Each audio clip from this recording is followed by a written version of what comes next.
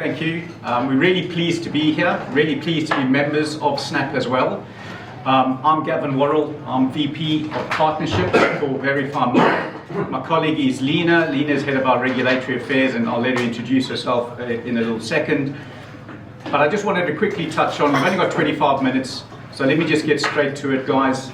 We're not here to sell products. We're here to help you guys understand and navigate the regulatory element, which we know is changing on a daily, weekly basis.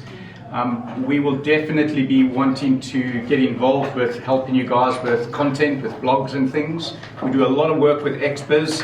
We'll be giving them a lot of information around what the market is looking like. So we definitely want to try and filter more of that into the UK part of that world. So we'll definitely be looking to have that conversation with you guys. Our focus in this industry is purely about protecting all of our customers, which are you guys. That's what we do. We don't take off-the-shelf products and try and push it into the adult industry. We build brand new products to meet what's required in the industry. Case in point, we've just released a product in the USA against all of the different regs that are going in there, which helps verify age by just using an email address. No ID documents, no facial expressions, no facial age estimation, no digital wallets, none of that stuff.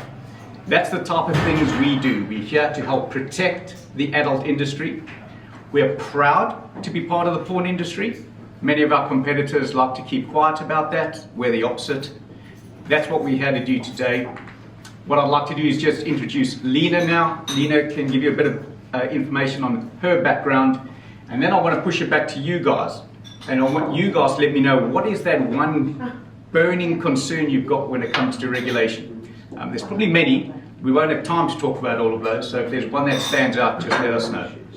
Lena. Thanks, Gavin, and thanks so much for having us today. So I've been with VerifyMy for about a year now. My background is in policy and public affairs, mainly in the media and tech industry. So before my time at VerifyMy, I was working at Meta on everything that has to do with new regulation, engaging with governments, with regulators to understand what new regulation is coming and how we can make it work for everyone.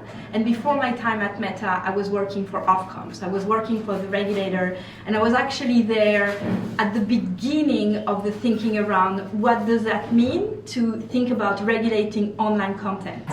And it was really the early days, 2017, 2018. I led the first paper that Ofcom published about what does that mean for a broadcast regulator to regulate online content. So you're going to tell me it's been a long time, 2017, 2024, but those are complex issues, right? So they have taken the time to think about what does that actually mean. Then of course there was like some of the legislative work that has been going on. We can get into more specifically what is it now that is in the act, but my background is really around trying to articulate and make what is in regulation easily digestible and easily understandable. That's what I like doing, like trying to be the link between kind of like the pure legislation and how does that actually work in practice. Like, how do we make it work pragmatically for everyone? So that's what I really like to do. That's why I was really excited to join the team a year ago, and why I'm excited also to chat to all of you. So as Gavin said, like, we're really here to support and help in any way we can. So I'll pause there and maybe just Perfect. Back to you. Thanks, Lena. Right, guys, what's the one thing that's your biggest concern? I'm assuming it's going to be something called the Online Safety Act. Timelines, when we think that's going to kick in. I guess my take on some of these things is, you know, we look at what's happened in the US and how they've just kind of jumped into at a state level what the rules and regs are going to look like, with no consultation with the industry. So we'll give Ofcom their kudos and say job well done on engaging with the UK base and trying to find out exactly what's the right way to go. Every conference that I'm at, and I'm sure many of you are at, especially if you're in the US, Ofcom are there, engaged, having conversations.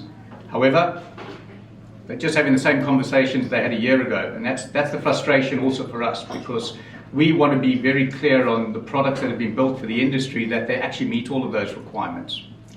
So something which we were chatting to the Viva Street guys about a few minutes ago was just giving a little bit of context as to why Ofcom are taking the time that they're taking. And I think the one good thing about it, despite the frustrations, is they want to get it right. They don't want it to go down legislation, because if they do, they know that's going to delay things for another couple of years, and then we're not going to get anywhere. So, by show of hands, what's the biggest concern for you guys? Is it the Online Safety Act? Concerns around, what exactly is it that you guys are going to have to try and do to be compliant? What's a compliant method? I think I think for a lot of us looking around the room, a lot of us don't run our own websites, we're on platforms. So a lot of us are just kind of trying to predict almost what these platforms are going to enforce on us. One day this is acceptable content, the next day this isn't acceptable content. For a lot of us that's the primary concern, that we're shooting all kinds of content and this is great, and then all of a sudden if it's going to change and that content's not allowed anymore, or they have income streams and stuff like that. Yeah, good point. And look, we did this with MasterCard and Visa. MasterCard came out with all their new rules, so we built a product, we sat down in front of them and we got them to agree that this is the right way to go. We're doing exactly the same thing with the regulators. We want to get to a position where you don't have that worry, because you'll be saying to us, what should we be doing? Not talking to the regulators to find out. I wish I had an answer for that right now, but we don't, but we're working on that, that's for sure.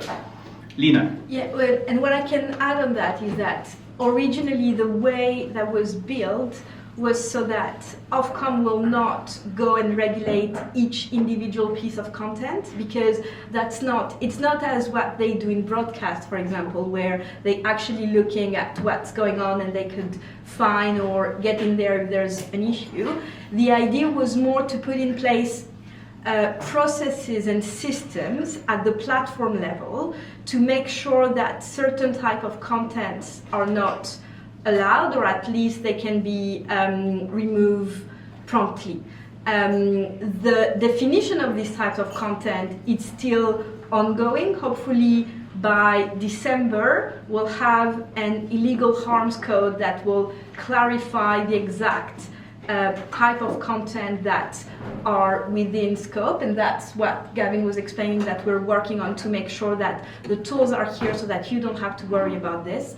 But it's really not about like a specific piece of content. It's really about the platform having the right processes, the right systems, and the right tools in place to ensure that we can enforce that effectively. Gavin, can I ask a quick question? Yes. Is this only commercial sites as opposed to free sites? No, it's across the board. It's across the board? It's across the board. Okay. Yeah, so if you look at what's going It on... does say commercial when you're reading it through all the acts and so on. In other words, a site that's there to make money. But sites which, let's say, are shop windows, it still applies to them? I would imagine at some point that site's making money. Yeah. Are you talking about the tube sites, Terry? No, I'm talking about my own site actually. Oh, my own okay. site, it's free for everyone to watch. Right. I don't even have to register. It's nothing, I would definition pornography. It's got my femdom stuff on it basically. Okay. Are you linking? in the past I've asked about this and I've been told two different answers. Yes, you do have to go down the age verification site way, or no, you don't have to because it's not a commercial site. Sorry, it's just a personal question. No, so I'll tell you my gut instinct on this, and Lena, tell me if you think I'm wrong.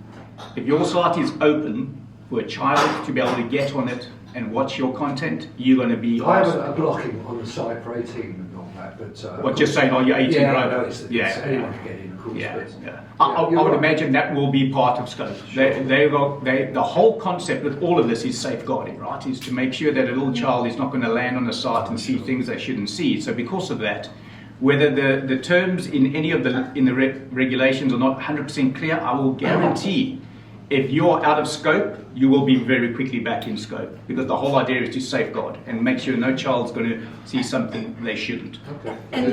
Sorry, can I just jump in there? So do they still have the stipulations of either commercial intent or for the intent of titillation or for arousal purposes? Do they still have those clauses in there? Because in that case, it doesn't actually exclude non-commercial sites, but it does exclude things like artwork, information, education, that type of thing. So if it's for the purpose of titillation or a commercial purpose, all of that is still within scope unless they've changed the wording. So we'll have the final wording in December on the illegal harms code, and then on pornography guidance will be in January, starting compliance from April, like springtime, because we need Parliament to validate the guidance, but I think it will be around April time. So the final wording we'll have in there. Obviously, they're taking into account all the feedback they've received from the various consultations, from the various discussions they have with lots of people in the industry. But I will echo what Gavin just said. I think that it's really, really, really about safeguarding what children can access. And so I think that they will go for the highest level of protection, is my gut feel. And what I will add to that is that there is also scope for improvement, as in, if you look at the timeline that they have issued, there is also in 6 months' time or sooner if needed, a process that will look at what works, what doesn't work, and then they could change. That's also why, and I'm sorry I'm getting a bit technical, but that's also why the Parliament has given so much power to Ofcom, because if it needs to go through Parliament, it could take ages, whereas Ofcom has the power to actually issue the guidance and actually change any of the things that we feel are not working, or if we feel that there are loopholes that some people are getting into, they can change that not overnight, but in a few months they can do that very quickly. Question. And I know it's kick yourself and thing, but are they going to be looking at Twitter X? Because obviously Twitter X is probably the worst of the worst when it comes to stuff like that. I know we all use it to promote, but it is the worst of the worst. Are they going to regulate them in the same way? Because I can't see Musk wanting to follow suit with anyone, especially not the British government. No, of course, they are in scope. They are definitely engaging with them, and they have a dedicated team, like engaging with some of the biggest tech platforms. I mean, obviously, some of these requirements might get into legal challenges, but I think that they're trying to avoid that. I know for a fact that at the UK level, they have a really good relationship with the team. They are working constructively with them. So hopefully they will get into a place where it will be acceptable for all parties. Then, I mean, every companies decide their risk level and their risk assessment and how far they want to go. So I can't, say for that. But what I do know is that there is, for now, a constructive approach to how to get to an acceptable solution. There's also lots of discussion about level playing field, because obviously there's a real question about if I'm the first doing things right and others are not, then obviously there's a risk for the audience to go elsewhere, and that's not really fair. Actually, you should actually reward the ones that are doing the right thing. So I think there's definitely a lot of thinking at Ofcom around that at the moment, in terms of how you do it. And also, of course, X is has huge scrutiny because it's a big platform, but let's not forget also smaller sites where they can also be harm happening. And if you focus all of your efforts on the biggest one, then actually the problem just goes somewhere else. So they're very mindful of that, and they are trying to tackle all of this at the same time. But you're right, they know that there are some big sites that are very critical to build a constructive relationship with to get to the right outcome for everyone.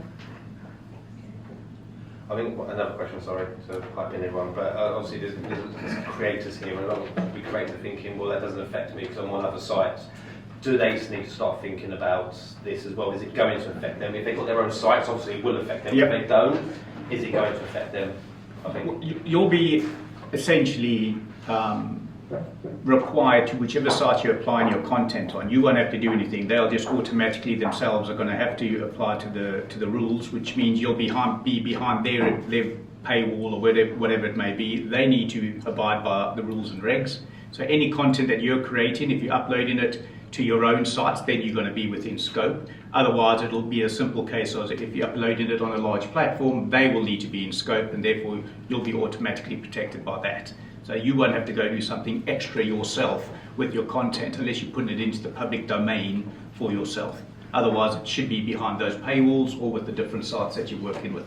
And SEO, is there any plans to improve SEO? Because if everything's behind a paywall, it obviously won't get indexed properly.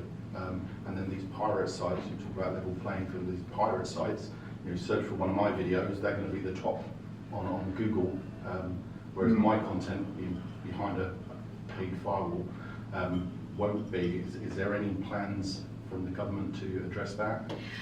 So can I go? Yeah. So actually in the OSA, so in the Online Safety Act, there's actually also in scope search engines, and so Google is in scope and a number of others, and they have also requirements not to promote this type of content. So in that sense, that's how they're building the sort of like level playing field of making sure. But again, it's what's now in the regulation. How would that play in practice? Still question mark. We will work closely with them to make sure that it's working, and I think that they will also be open to kind of like feedback of how it actually works in practice, what doesn't, and they will be able to adjust if needed. But that's a really good point, yeah. Just want to double check. So it's also still at the point of consumption rather than like where editorial control is, because I know like how back the first iterations of this, it was where editorial control was, so then people just moved their websites out of the UK or out of the EU. So with the current stipulations, it's at point of consumption, so it doesn't really matter. I can produce content, but put it up on a site that's in Belize, it'll still fall under scope. Yeah, it's a point of consumption, and it says something like in the first version, and we're waiting for the final version, but in the first version it was mainly like where you have a significant UK user base. And what's interesting is that I feel that they are keeping it voluntarily slightly vague so that they can actually get as much as possible in scope. They're also working a lot, so through the global regulators network, they are also working with their counterparts in other parts of the world, because obviously it's not a UK topic, it's a global topic, but they could definitely go after websites that are not based in the UK, and they have the power to sanction, and they have the power to just cut their At like at ISP level? Yeah. Is that the cut? Or Yeah. how are they, is that with it? Yeah, they can, I mean, they have a wide range of potential sanction. Their enforcement team have lots of different things that they could be doing. But yes, blocking a site, it's definitely something that they have in their power. No need to go through a judge or anything. They have the administrative power to say, we block that site. Welcome to Communist China. Yeah. And also, like a lot of the US states have recently put in age verification. Is the UK kind of looking at adopting some of those measures, or how they've been enforcing or anything like that? Or is this completely agnostic? The UK is only looking at what they're doing and they're not taking learnings from there. Is there any kind of that chatter about? Or? Yeah, actually, UK and US have signed an agreement, like what, a couple of weeks ago, about online safety and collaborating together. Honestly, and it's not because I'm working on those issues for 10 years now, but it's complex. So I think that no one is saying, I know how it works. I found the kind of like one-size-fits-all solution. I don't need to talk to anybody. This is what we should be doing. It's very complex. I think that all looking at each other in terms of like what we've seen working, what doesn't work.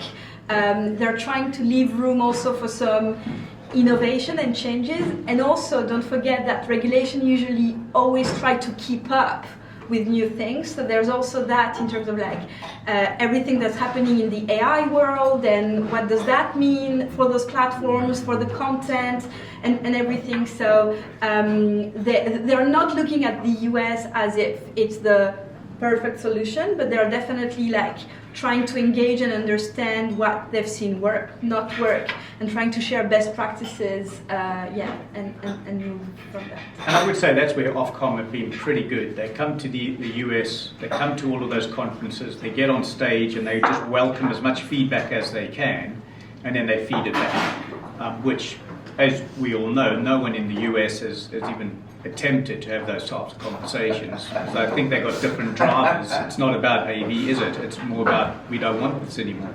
So they try and make it as difficult and as complicated as possible. So kudos to Ofcom for taking that approach. I'm the type of person, and let's get this moving quickly, and Lena's often telling me you've got to slow down because this doesn't happen overnight. Cool. So I think if there's no more questions, guys, I think the key message for us here today is I don't think there's anyone in the adult industry that has the expertise that certainly Lena's got, and therefore by default VerifyMy, which is why I think we're a great fit for Snap, for us to be feeding as much of this knowledge and information to all of you so you can cut through all the noise and all the crap that's out there from different people and just get straight to that. In addition, these types of questions, if you've got more of them, you just need to fire those to us, right? We will get onto them and get them answered for you guys as quickly and as accurately as we possibly can. And then I'll definitely reach out to yourself and talk about content and all of that stuff, Mark. But I think we're very committed to the adult industry. We're certainly very committed to the UK and you guys and Snap. So the more we can be doing, the better. And I know what that means. Mark will now message me about the Christmas party. And going, I've only got one more slot left, so you might as well put me down for it, mate. Job done. There we go. Brilliant. Thank you so much. Great. So thank you.